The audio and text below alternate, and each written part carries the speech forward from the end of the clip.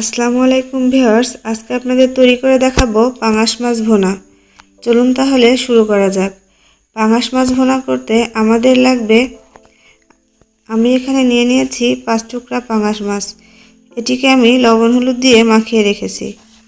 2 table চামচ জিরা বাটা, 1 চা চামচ আদা বাটা, 1 চা চামচ রসুন বাটা, 2 টেবিল চামচ পেঁয়াজ বাটা, মরিচ বাটা 1.5 টেবিল চামচ, 4টি কাঁচামরিচ, লবণ পরিমাণ মতো, হলুদ পরিমাণ মতো, জিরা গুঁড়া 1 টেবিল চামচ, হাফ কাপ পরিমাণ পেঁয়াজ কুচি, আর লাগবে তেল। চুলাটা অন করে চুলায় একটা প্যান বসিয়ে দিলাম। প্যানটা গরম হয়ে গেলে আমি তাতে দিয়ে দিব পরিমাণ মতো তেল।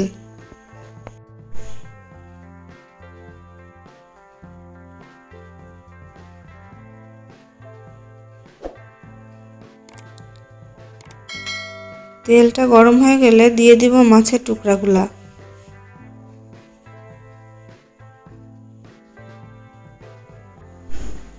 মাছগুলা মিডিয়াম আঁচে ভাজতে হবে। মাছগুলা এপাশ ওপাশ করে ভেজে নিচ্ছি।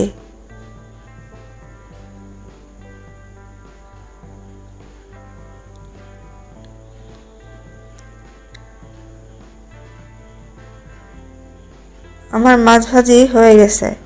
আমি এখন একটি পাত্রে উঠিয়ে নিব।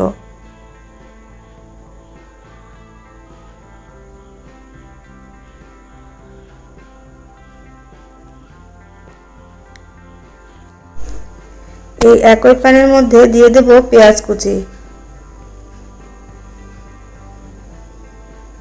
পেঁয়াজটা হালকা নরম হয়ে এলে তাতে দিয়ে দেব রসুন বাটা,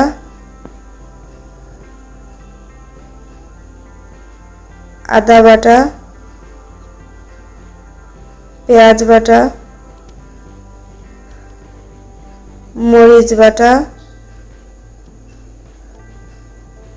জিরা বাটা। তারপর এগুলোকে নেড়েচেড়ে ভালোভাবে মেশাতে হবে।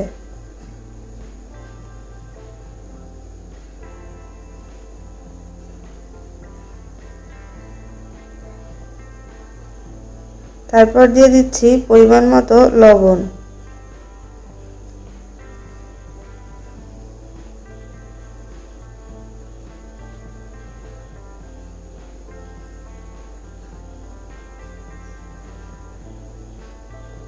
দিয়ে দিচ্ছি হলুদের গুঁড়া।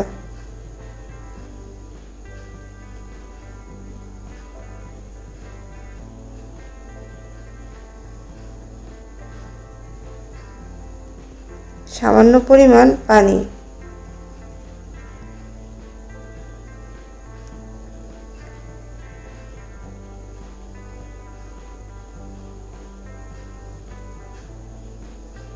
ভালোভাবে নাড়াচাড়া করে মশলাটা একটু কষিয়ে নেব।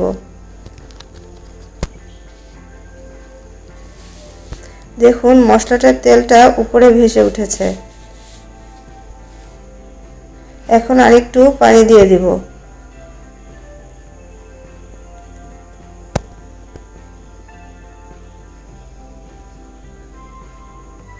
এখন আমি এটাকে 5 মিনিটের জন্য ঢাকা দিয়ে দিব।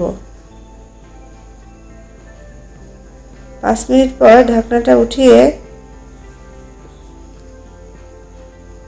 ভেজে রাখা মাছগুলা দিয়ে দিব।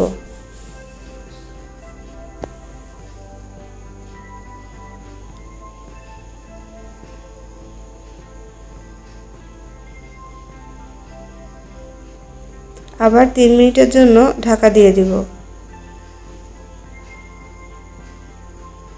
ঢাকনাটা উঠিয়ে কাঁচামরিচ দিয়ে দিব।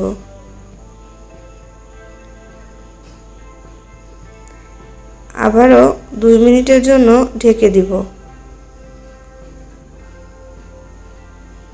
ঢাকনাটা উঠিয়ে তারপর দিয়ে দিব 1 চা চামচ জিরা গুঁড়া।